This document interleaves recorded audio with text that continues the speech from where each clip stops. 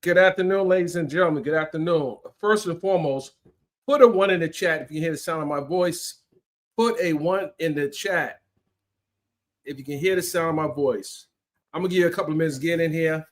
I was supposed to start here at 4 o'clock, but I had a jerk that interrupted me.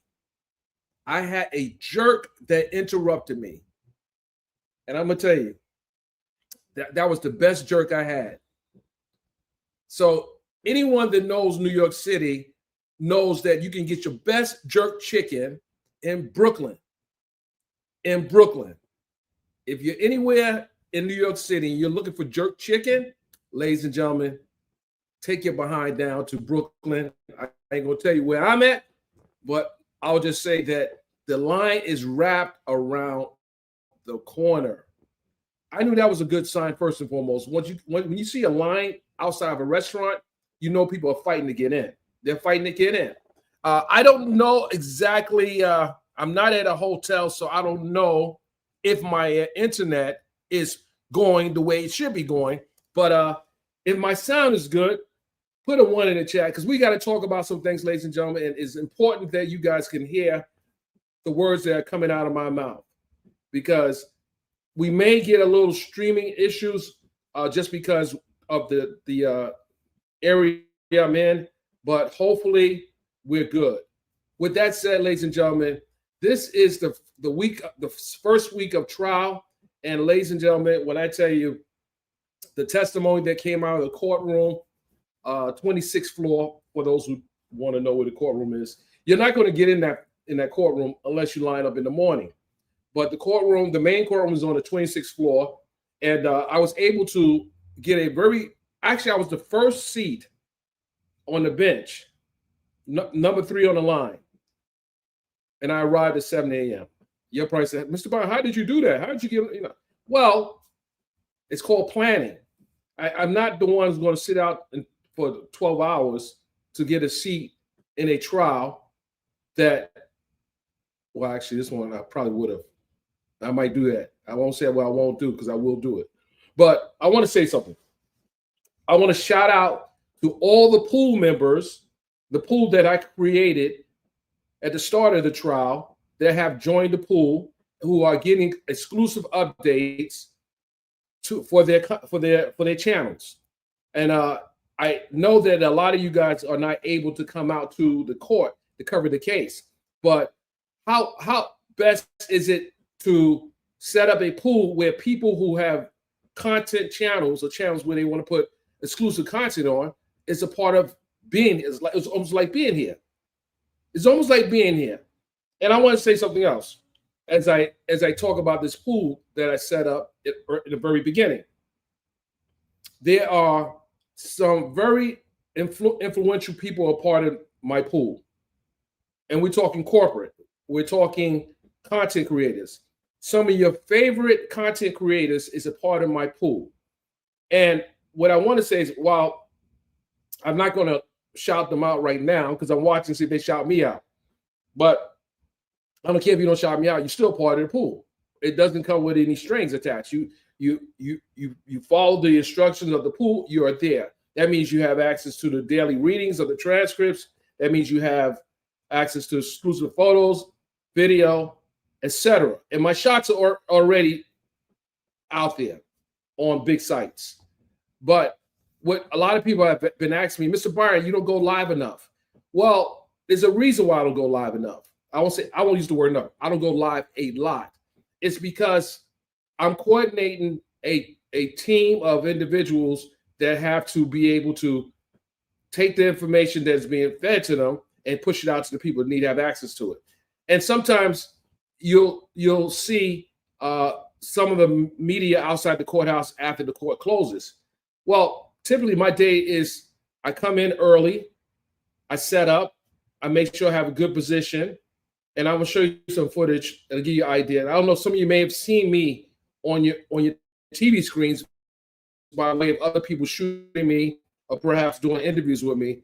But typically what I do is I get there in the morning and then I make sure that I have first of all my devices are charged up. I make sure that I'm in a position where I can get the arrivals, and then I make sure that I have the ability to get the content out to our pool members.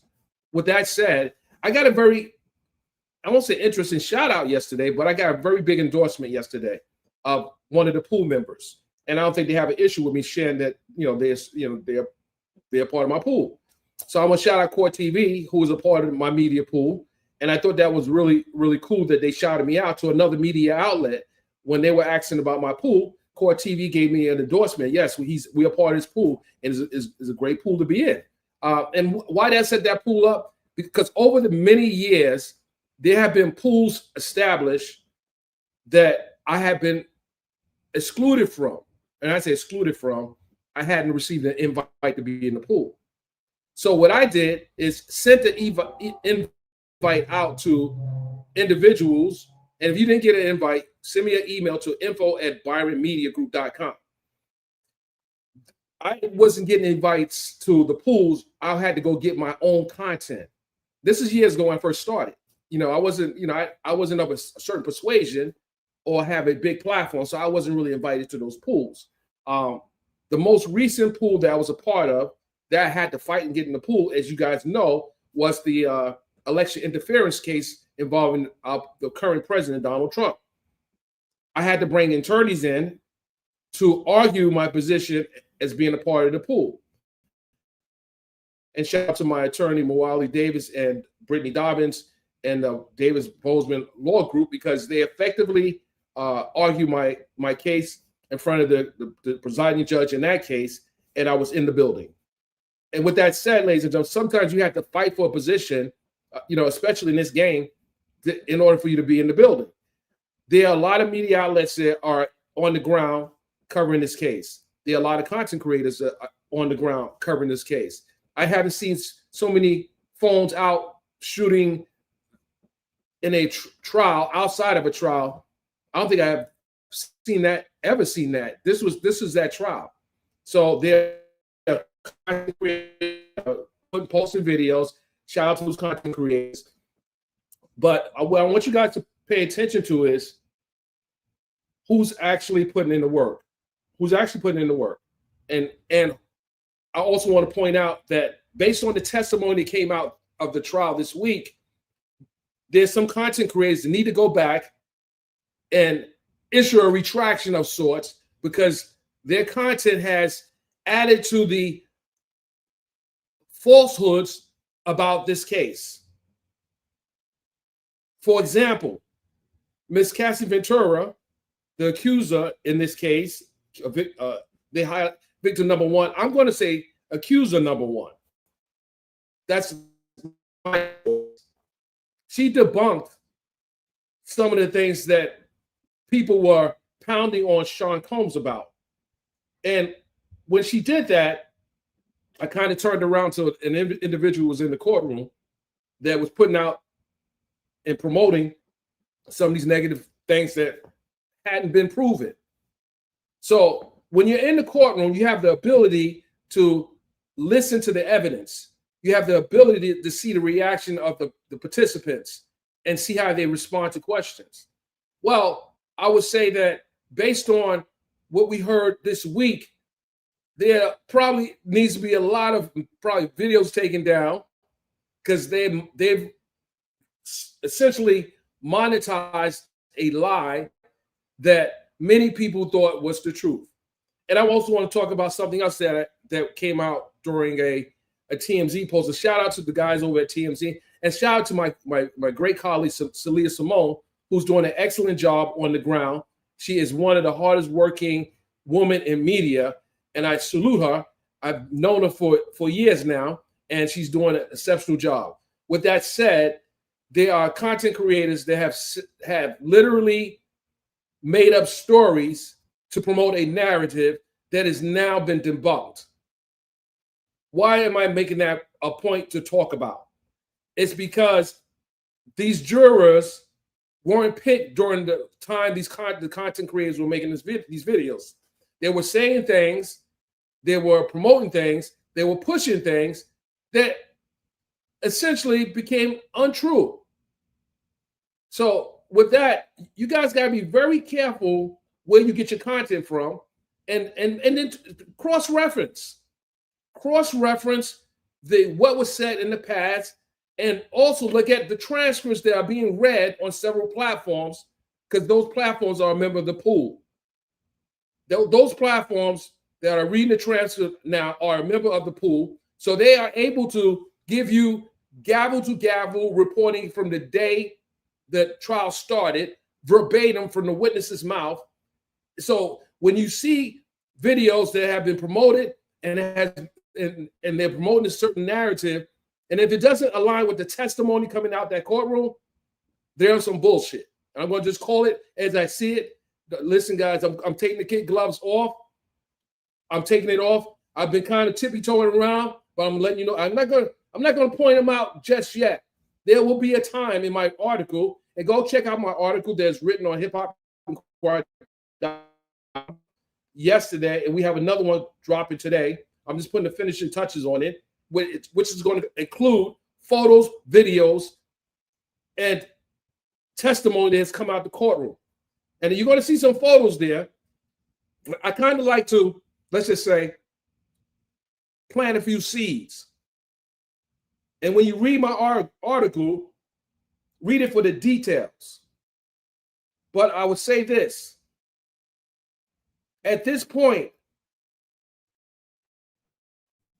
on week 1 of the trial, no RICO has been proven this week. There's a lot of testimony coming out from Ms. Ventura that raises eyebrows as to the legitimacy of the indictment.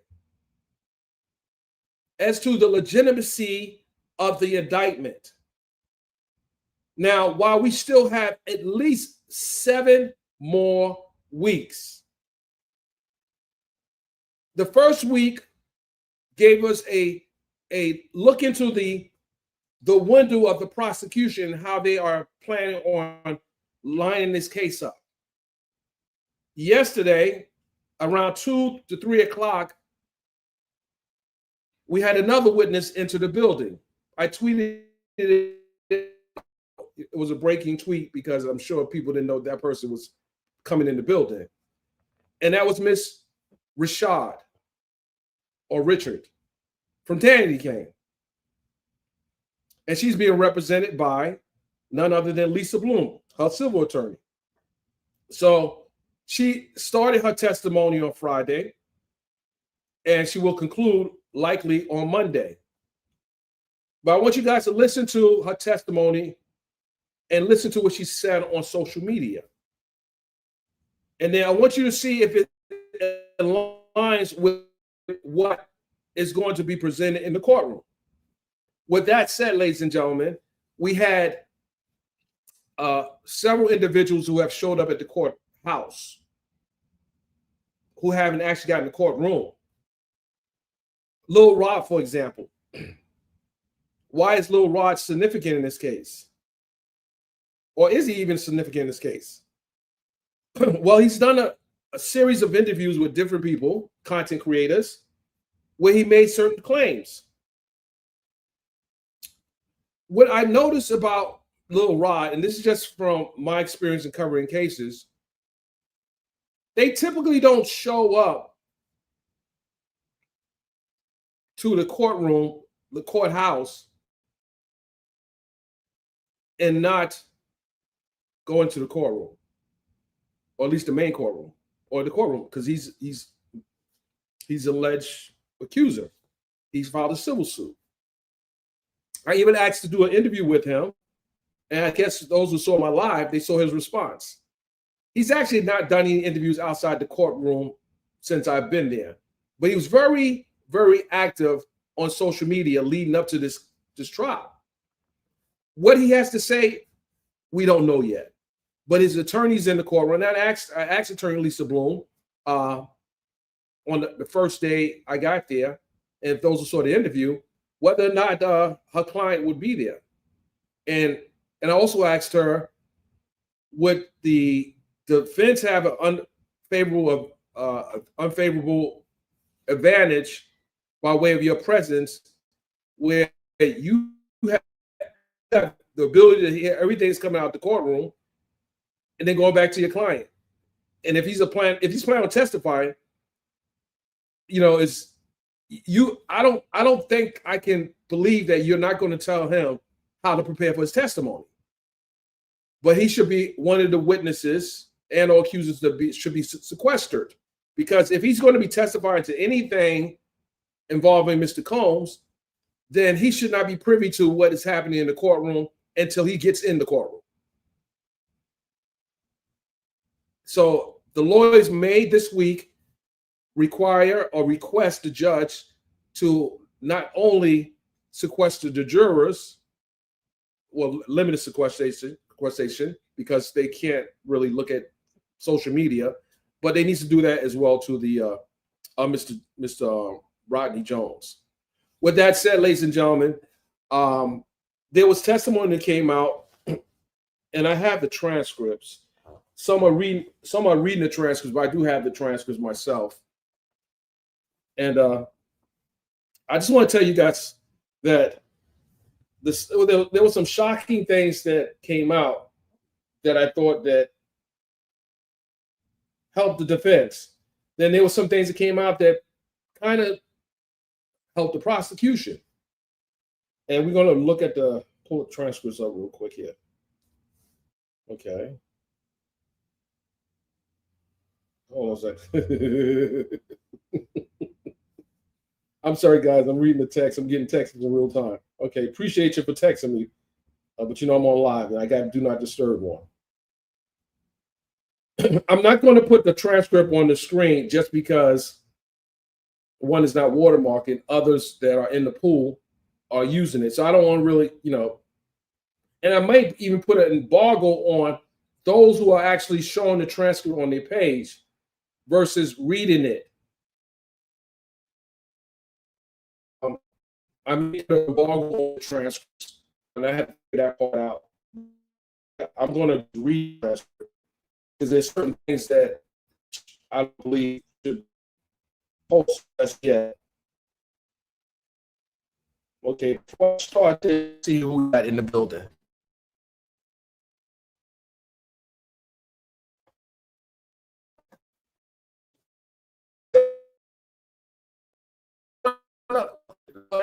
Listen, I mean, whatever rocks our boat,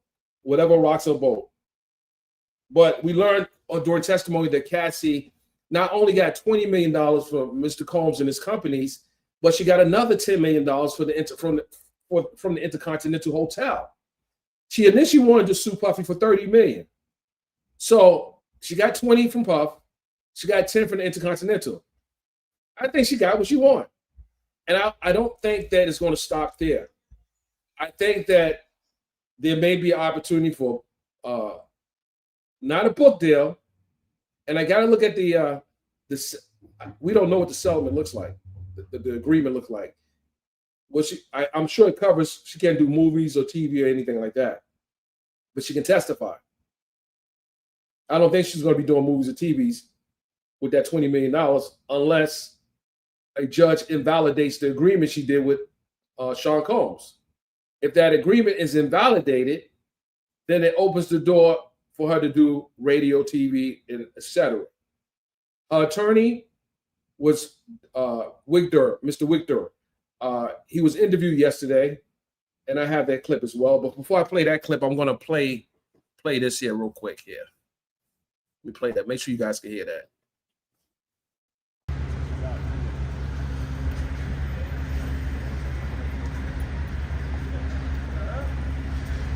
Got it. Let's take that back. Let's take that back. Let's take that back, ladies and gentlemen. Let's take that back. So this is Arrivals. Let's go.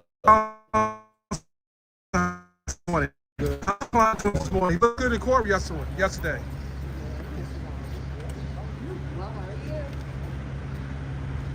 So that's one of the clips from yesterday. Mr. Donaldson, Xavier Donaldson arrives at the courtroom. We're going to bring another clip up. We got a bunch of them, ladies and gentlemen. This is a Hip Hop Inquirer exclusive For those who don't know, now you do. Stand by. We got to pull them up. Let's see who else we got. Who else we got coming in? We got someone else. Here we go. Next person. Right, yeah. Let them walk, guys. Let them walk. Let the man walk.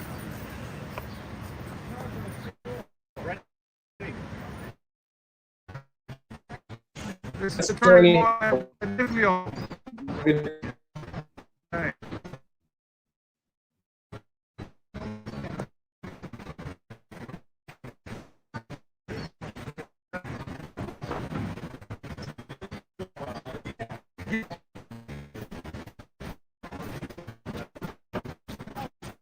Good morning, Mark. Mark, you're doing good today, Mark. You're doing good, Mark. Hold the rain off, guys. Thanks, everybody. What are you gonna have to read this? Have a nice day. So that's Puff's attorney as well, arriving. Move that out the way. So that's typically what I do in the morning. I grab some of the arrivals, and then I, write notes to whatever the conversation was. If there were any questions being asked, I keep that as part of my notes for the start of the trial. And then we have another one. Let me grab this one. But let me put the disclaimer out here real quick so you guys will understand that we coming for you. Hold a second here. We put that out there. It's there already. It's there. Okay. Okay, here we go, guys. I don't know if I should put that one out there. Yeah, I'm gonna put that out there. I'm gonna tell you what, I'm gonna put this one out here. I'm gonna share this one too.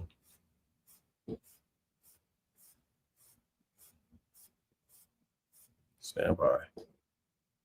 Stand by.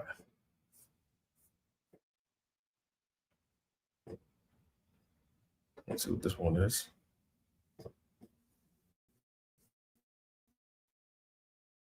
Let's see what it is.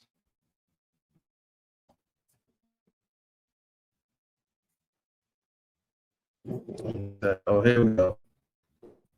Look at it.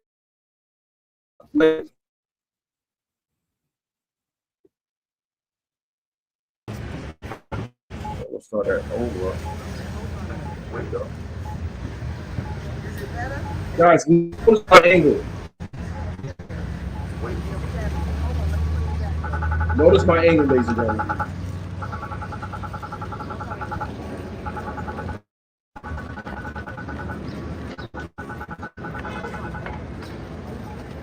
Look at that shot. Look at that shot. Look at that shot, ladies and gentlemen. Look at that shot. Coming in. Coming in. Oh, we're not finished yet. There we go. Okay, we're up in the building. Okay. Okay. You see the paparazzi to the right. We got part of the walk up. So you probably said, what were you at where you was able to get that shot? Why are you so elevated? Well, I'm elevated because I brought the necessary tools to be elevated. I'm not running after anybody. I'm not chasing people down like that. I'm not doing that. Let's see here. All right, guys. Put a 1 in the chat. Make sure you guys are still here. Put a 1 in the chat. Let's see. Rev it up, Georgia. We mean, what is this? What is this? This is a recap of yesterday's last week's trial coverage. United States versus Sean Diddy Combs. All right. Thank you, Galatian. Appreciate you. Appreciate you. Appreciate you. Hold on.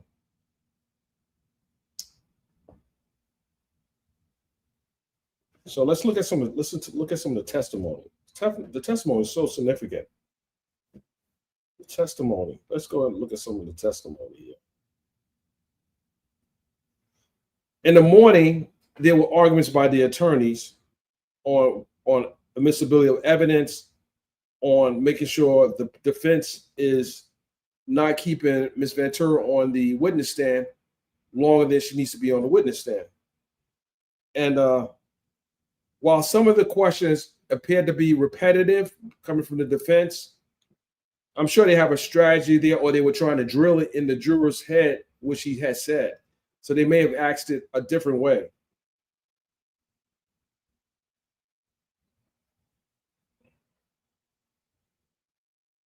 So they were talking about Ms. Ventura's, the defense was arguing about Ms. Ventura's state of mind in 2018. How relevant is it towards her last participation in Freak Off? And we hear a lot about Freak Off. We heard a lot about escorts coming into the bedroom of Sean and Cassie's relationship. These were, and I talked to one of my friends today. He made a point to say, Mr. Byron, or you call him Dennis. These were sex parties of grown adults. There were sex parties of grown adults. Will Puck have an issue with paying for these escorts to come from wherever they came from? Because it's obvious he paid for some of this. I think most people can conclude that he paid for some of this, and it's no different than he's the man in the situation, so he's paying for whatever his significant other wants. And for those who say, well, no, she didn't want none of this, no. Cut the crap. She was a willing participant in this. So let's not take that away from the story. Now, who introduced her to this? That is, that remains to be seen, because before Sean Combs, she was dating Ryan Leslie for 3 years. So we don't know if he's going to come in the courtroom and testify. What can he offer to the situation? I mean, because if you're putting Puff's life and his bedroom behavior on trial, then will the rule of 412, meaning you cannot question a victim's or accuser's sexual past, will they have the ability to bring Ryan Leslie in to even talk about anything? Who knows? We don't know if Ryan Leslie's even been subpoenaed. Will he be subpoenaed? Who knows? But the way the prosecution is presenting the case is that all the things that Cassie was engaged in, Sean Combs was responsible. Well, there was testimony that came out that she was using drugs prior to Combs. So we have to make sure that we are not just throwing all the tomatoes at Sean Combs and save a few of the tomatoes for Cassie. And you're going to say, Mr. Bond, why are you going to say that? Well, listen, you heard the testimony. Well, you didn't hear the testimony. You saw the transcript reads. There were things that were said that she admitted that she was a willing participant in. I want to just bring up some of the quotes from the trial. Let me just bring up some of the quotes from the trial. Just give me a second here.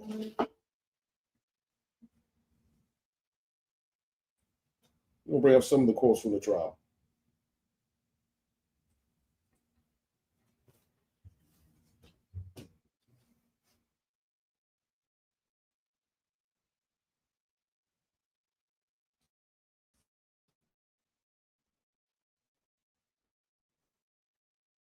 Let's see here. Here we go.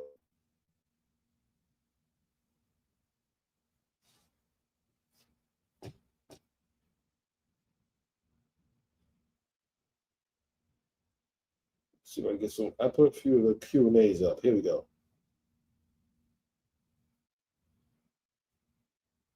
Okay, let's go. First, one of the questions. On August 16th, 2016, in August 2016, don't suspect you were seeing. Yes, I was seeing someone else then. Question from the defense. He asked you to call your mom, then grabbed your phone and ran. Answer, yes. Down Wilshire Boulevard. Question, your mom called the police? Answer, she was worried. I had no phone. Question, did Combs speak to the person you were dating on the phone? Answer, I believe so. I wasn't there. So you weren't there. How would you know? Question, that person was an NFL player? Answer, yes. At the time. Question, Combs was jealous? Answer, you could say that. He didn't want me with anyone else. Question, even when you were broken up? Answer, yes.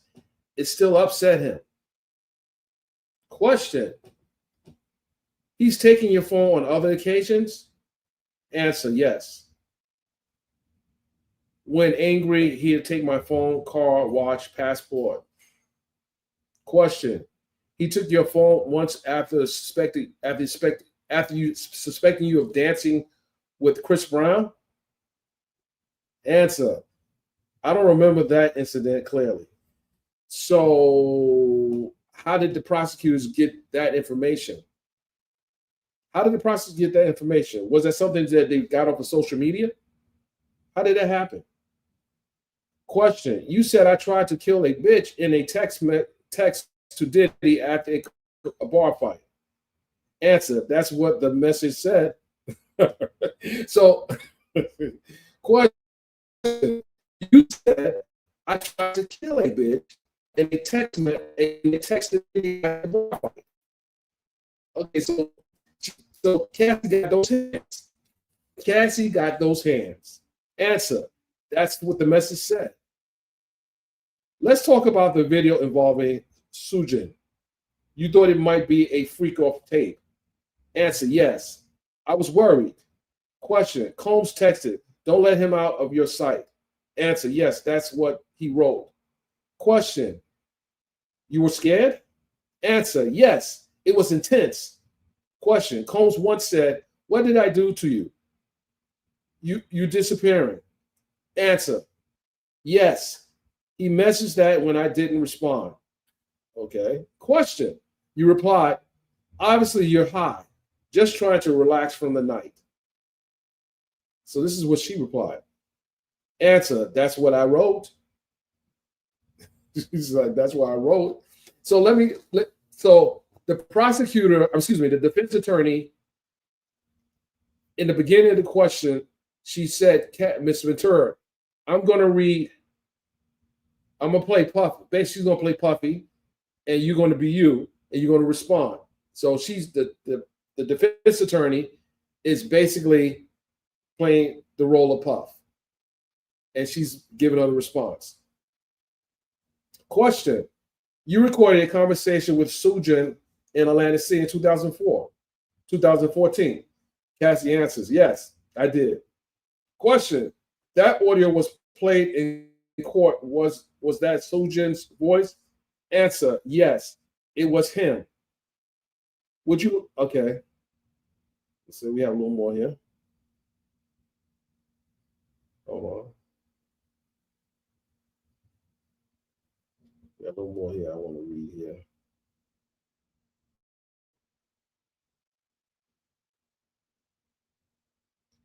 Question, you told the government Combs was blackout that night of the Intercontinental incident. Cassie answers, I said he was intoxicated. I used the word blackout. Question, he took too many drugs? Cassie answers, he was out of control, drugs and alcohol. So the night of the incident, the infamous video with Cassie seen being assaulted by Combs, he took a lot of drugs and he was drunk. Do you know, guys and gals, do you know of anyone in your family that drinks and becomes a violent drunk and behaved in a manner they would normally not behave had they not been intoxicated? Do you know? Let's be honest. Has there been anyone in your family or people that you know that once they get that liquor in their system, they're a whole different person? I call it demon juice. Do you know of anyone in your circle, and this is how those jurors are going to have to ask that question. Because of Cassie admitted that he was intoxicated. He was drunk. They were taking all kind of drugs. Something happened in that room. She ran out. He ran out with it. First of all, you running out with a damn towel on, you got to be high. So question, he took too many drugs? Answer, he was out of control. Drugs and alcohol. Question, you said when you get fucked up the wrong way, you knock me around. I'm not a rag doll. Okay. So this is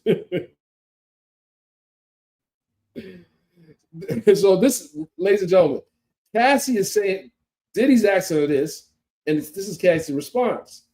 Yes, that was a message to him. So again, let's read that again. You said, when you get fucked up the wrong way, you knock me around. I'm not a rag doll. So Cassie be putting those hands on Puff. She was putting hands on Puff. She was knocking Puff around. So Cassie responds, well, that's where I wrote. Oh my goodness. Question. Just days after the hotel incident, Combs texts, I'm so horny for you.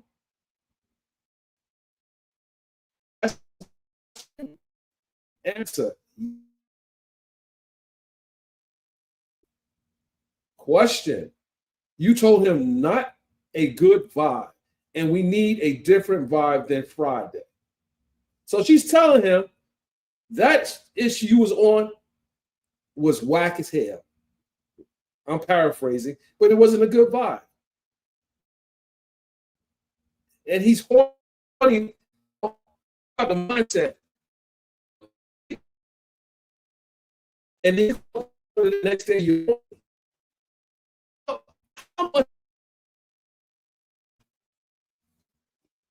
beat her ass and tell her you're horny the next day. The function. And her response is even dysfunctional. You told him not a good vibe, and we need a different vibe than Friday? Answer, yes. A departure from the Intercontinental Night. Question. He replied, fuck Friday. I don't even want to do that again. So he's telling her what happened that Friday in the Intercontinental, he don't want to ever do that again. Answer. That's what the message said. Question. You still text, love you back, days later. Answer. I did. And I meant it at that time. You meant it at that time. You meant it. Ninja put pause on you. That's dysfunctional. Question. Why did you take photos of your bruises? She answers, I honestly don't remember taking them. Okay, they're in your phone. Who took the pictures? Okay. Question. Did Combs go to a rehab after the incident?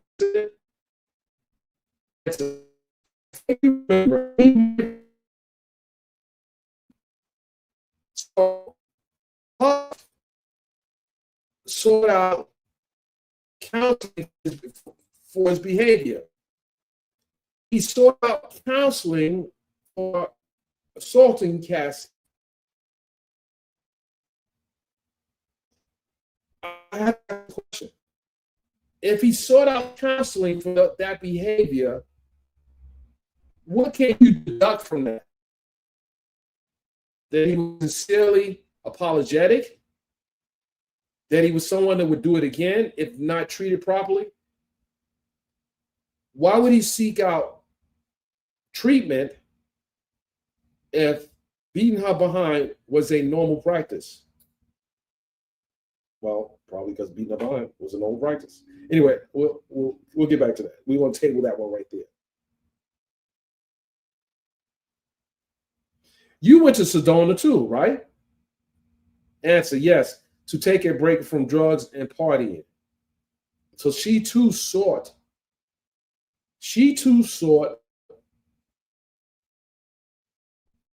counseling for her addiction.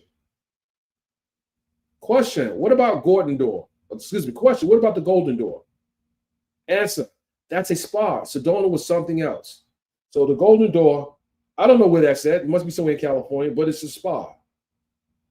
Question. Okay, we read that. We read that.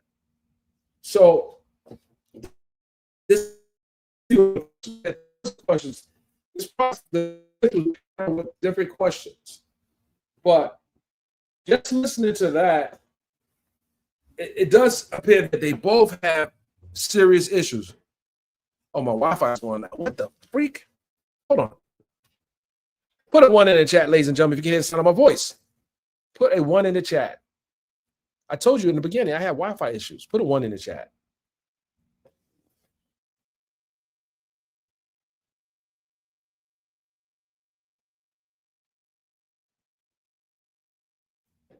Put a 1 in the chat.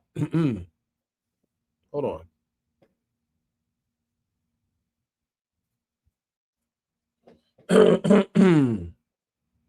Okay. Because I don't know if it's choppy or not. Because I do see the bars here, and the bars are not good. I'm gonna have to do something about this. Okay. So there was so much testimony that came out that I was wondering,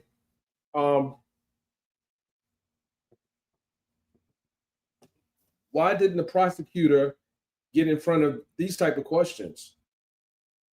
Because they had to know that that was going to be a part of the examination, at least some part of it.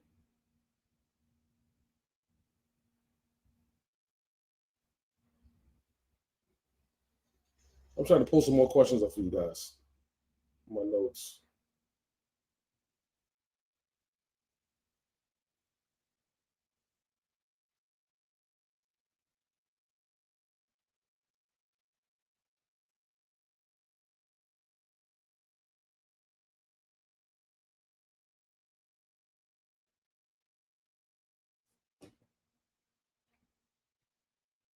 Oh yeah.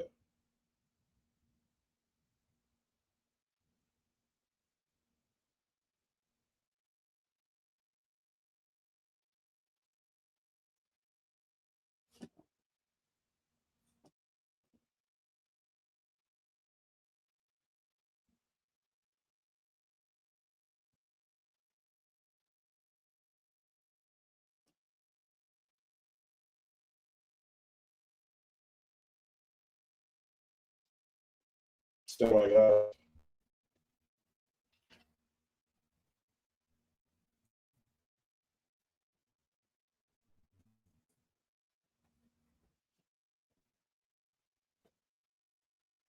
So I'm getting some messages in real time.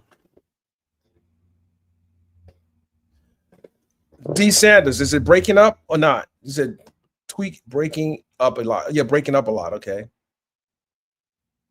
So Kimberly's Uncle Dennis tripping. Kimberly, can I drop the link for you, Kimberly? Kimberly, I'm gonna drop the link. If y'all want to talk about this testimony, I'm gonna drop the link.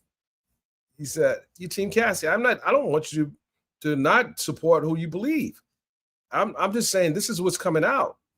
He said, "I'm tripping." Let me drop this here real quick. Let's see if I can get someone else on here. Let's see here.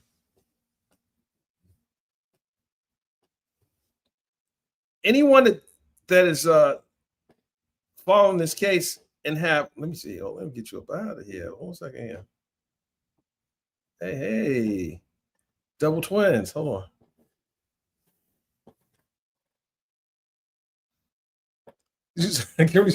Kim, don't give up, Kim. You might listen, Kim. You might make a good point, and you might shut me down. Don't give up. On the platform, let's talk about it. Hey, Miss HLS, happy Saturday. I want to say something else, ladies and gentlemen. I feel good sleep too. I've been getting 4 hours of sleep. So alarm didn't go this morning. They had 2 hours. I got up at 6:30 this morning. Still not a lot of sleep, but it was better than what I had before. I just can't do 8 or 9 hours of sleep. Oh, a lady 747. I'm buffering badly. I'm going to fix this. I'm going to end this and get to a place where I have good internet. This is crazy. I'm in a townhouse. This townhouse, like, they have their Wi-Fi sucks. It sucks. I'll fix that. I promise. With that, ladies and gentlemen, let me end this live and go get me some better internet. With that, see you on the next live. I'm out. I really am. Peace.